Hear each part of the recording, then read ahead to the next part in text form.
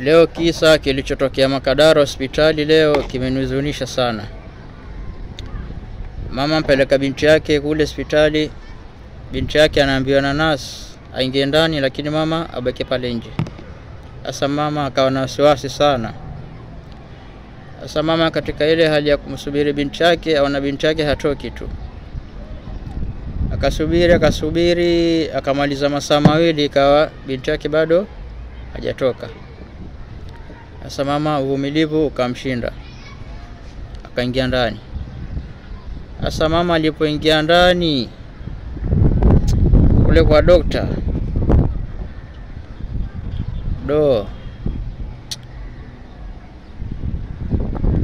amkuta yule dokta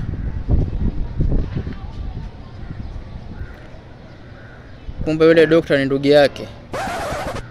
Wakasalimiana pale, alafu basi